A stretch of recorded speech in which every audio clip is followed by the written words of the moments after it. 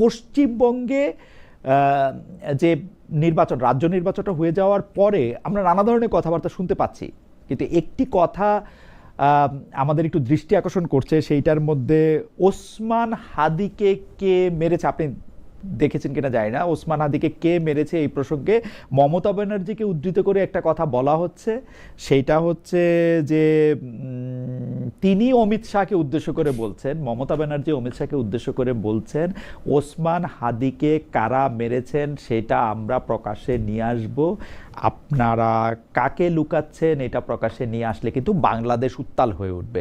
আপনার মন্তব্য একটু শুনতে চাই। এখানের মধ্যে অনেকগুলি ফ্যাক্টর, ওসমান হাদিকে যদি ভারতীয় যে দলটা শাসন করতেছে অর্থাৎ বিজেপির প্রধানকে যদি এই অ্যাকুইজিশন ভারতের একজন মুখ্যমন্ত্রী সাবেক উনি দিতে পারেন এবং বাংলাদেশ উত্তাল হয়ে ওঠার সম্ভাবনাটা তিনি দেখছেন, আপনার একটু মন্তব্য শুনতে চাইব। এটা আনফরচুনেটলি পশ্চিমবঙ্গের রাজনীতির অংশ হয়ে গেছে। এটা একটা লিগ্যাল ইস্যু এবং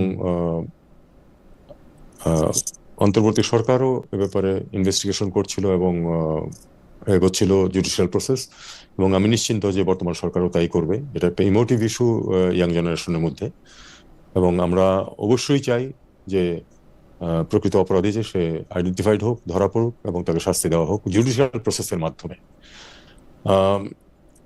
এটা মমতা ব্যানার্জিরা বলছেন, এটা আমি আমার কাছে কিন্তু একটু পশ্চিমবঙ্গের ওই অভ্যন্তরীণ রাজনীতির একটা কাজ বলে মনে হচ্ছে আমার কাছে।